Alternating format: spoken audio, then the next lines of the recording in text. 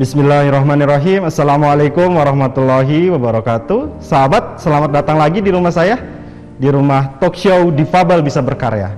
Alhamdulillah, kali ini kita kedatangan seseorang yang sangat luar biasa. Beliau memiliki double disabilitas mungkin ya, boleh disebut. Jadi, kakinya itu tidak bisa berfungsi seperti kita gitu. Jalannya merangkak menggunakan tangan, dan beliau seorang tunanetra juga. Tapi di sisi lain beliau memiliki karya yang sangat luar biasa. Ternyata beliau memiliki karya sebuah warung yang mungkin bisa dikunjungi di Cimahi. Baik, tak berlama-lama kita panggil, inilah dia Mas Punto. Saya bantu ya Mas ya? Siap. Yuk, mangga lurus Mas. Mangga. Iya. Siap. Satu lagi, ada kursi, punten. Ada meja, nah oke. Nah disitu naik. Alhamdulillah, kurang kiri dikit. Kiri deh. Oke. Alhamdulillah. Alhamdulillah. Baik, sebelum saya mulai obrolan, saya ingin menyampaikan dulu informasi. Jadi ini adalah proses yang saya tulis untuk menjadi orang besar.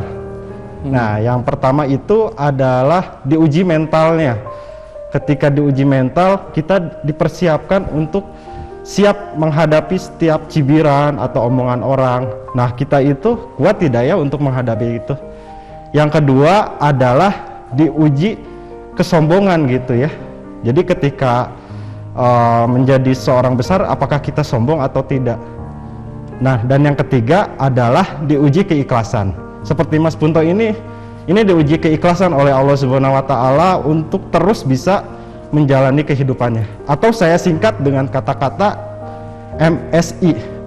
Diuji mental, diuji kesombongan, dan diuji keikhlasan. Alhamdulillah. Alhamdulillah. Baik, Mas Punto apa kabar? Alhamdulillah, luar biasa. Terima kasih sudah datang di rumah saya ya. Siap, sama-sama. Saya juga berterima kasih sudah diundang ke acara ini. Alhamdulillah. Jadi Mas Punto ini katanya jauh-jauh dari mana nih? Dari Cimahi? Ya, saya sekarang berdomisili atau berniaga di daerah Cimahi, Di dalam daerah pesantren. Cimahi. Baik, mungkin teman-teman pengen tahu profil dari Mas Punto, mungkin bisa dijelaskan secara singkat saja gitu. Mas Punto Ya. itu pernah berpendidikan di mana dan mungkin sampai akhirnya terjun di Bandung gitu ya. Mungkin bisa dijelaskan secara singkat saja. Baik, saya Punto, nama lengkap Punto Sunjoyo. Saya lahir dari keluarga sederhana, ibu saya seorang guru. Saya asalnya dari Jawa Tengah. Kemudian saya pendidikan terakhir saya hanya sampai kelas 3 SD saja. 3 SD saja. Baik. 3 SD saja karena keterbatasan, kemudian orang tua juga berhalangan sehingga pendidikan saya terhenti di kelas 3 SD. Seperti itu. Baik. Setelah itu aktivitas saya hanya saya habiskan di rumah. Tidak pernah keluar rumah, tidak pernah kemana-mana, hanya di rumah saja. Baik. Sampai usia dewasa gitu. Sampai usia dewasa dari usia hampir kelas 3 SD itu ya, Ya, lulus betul. 3 SD. Setelah itu sampai dewasa sekitar usia berapa Mas Punto? Sekitar usia 30 tahun. Oh, Masya Allah. Baik. Jadi teman-teman memang ini bisa kita belajar sama-sama ya sama Mas Punto. Pada saat itu apa yang dilakukan oleh Mas Punto gitu ketika dari kelas 3 SD hingga umur 30 tahun. Awal-awal karena waktu itu saya kondisi mata masih bagus ya, alhamdulillah masih bisa melihat normal. Jadi saya masih suka membaca pada waktu itu. Walaupun di rumah tapi suka membaca ya? Karena ibu saya guru, ketika beliau pulang beliau suka bawa majalah, koran dan buku-buku bacaan, dan itu sering saya baca. Itu kegiatan saya di rumah seperti itu. Kemudian setelah mulai saya beradaptasi dengan kondisi fisik saya mulai berlatih untuk bisa membantu pekerjaan rumah orang tua saya. Seperti menyapu, mencuci piring, seperti itu. Jadi waktu dulu belum ada kendala untuk penglihatan ya? Belum ada. Pada saat itu buku apa sih yang sering dibaca oleh Mas Punto? Saya seringnya membaca buku cerita. Oke. Buku apa waktu itu yang apakah masih mengingatnya? Kalau mengingatnya persis jelas sudah lupa ya. Karena lama sekali ya. Puluhan tahun. Jadi lebih suka ke buku cerita gitu ya. Karena mungkin salah satu program pada saat itu oleh pemerintah ada program literasi yang baca tulis itu ya. Baca tulis itu. Betul. Dan memang itu tidak ditinggalkan oleh orang tua, tetap diajari pada saat itu. Nah, hal apa yang Mas Punto rasakan? Yang saya rasakan ya ketika saya mulai tinggal lebih lama di rumah, tidak lagi ke sekolah, tidak lagi bersosialisasi, lambat laun saya mulai minder. Karena sudah insecure ya, mulai minder, insecure. Intensitas bertemu dengan orang kan berkurang. Nah itu pelan-pelan membuat saya semakin minder. Ketika saya ketemu sama orang, saya jadi malu. Nggak tahu kenapa, pokoknya malu aja. Jadi ketika ada orang datang ke rumah, saya lebih suka bersembunyi di belakang, di kamar atau di dapur atau di mana gitu.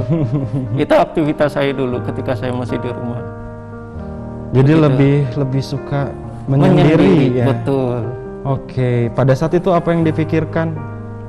Apakah depresi, Mas, atau seperti apa? Ada perasaan iri.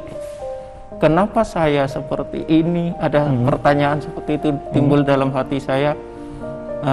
Kenapa saya ditakdirkan seperti ini? Pada saat itu saya belum belajar agama lebih dari semestinya ya. Saya hanya tahu sholat, puasa, udah itu aja. Selebihnya saya tidak tahu, jadi saya waktu itu sempat juga menyalahkan ke Allah. Astagfirullah. Kenapa saya diberi takdir seperti ini? Gitu. Jadi sempat ada penyesalan gitu ya, penyesalan. Ada penyesalan, bahkan sempat menyesal kenapa saya dilahirkan. Baik. Jadi teman-teman, memang konsep untuk teman-teman disabilitas itu ketika mengalami disabilitas, saya tulis dengan konsep namanya BIMA. M-nya panjang, Mas. B-nya itu bingung. Karena bingung melakukan apa ya. Ma-nya itu marah. Betul. Marah ke keluarga, marah ke orang tua, marah ke lingkungan, marah ke Tuhan pun. Betul. Dan M yang selanjutnya adalah mengikhlaskan. Mungkin sekarang Mas Punto udah di posisi mengikhlaskan gitu ya. Insya Allah, mengikhlaskan. Mudah-mudahan, tapi masih perlu dibantu dengan doa. Selalu kita doakan ya teman-teman ya, untuk selalu ikhlas Mas Punto. Dan M yang terakhir itu adalah mencari potensi diri. Dan alhamdulillah akhirnya sekarang di posisi yang sudah mungkin memiliki sebuah karya yang menurut saya lumayan ini juga sih, lumayan off the box ketika teman-teman disabilitas memiliki program untuk jualan ya. Baik. Waktu itu setelah mengalami depresi itu apa yang Mas lakukan, Mas? Yang saya lakukan, saya kebetulan kan di rumah kan ada televisi, ada radio sebagai media hiburan untuk saya. Karena saya tidak bisa kemana-mana dan jarang bersosialisasi, takdir Allah, dari media itulah saya mulai menemukan harapan-harapan baru. Bagaimana caranya? Dari media itu saya sering mendengarkan pengajian,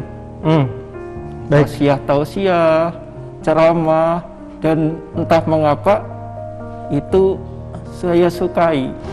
Pengajian A ya termasuk ya?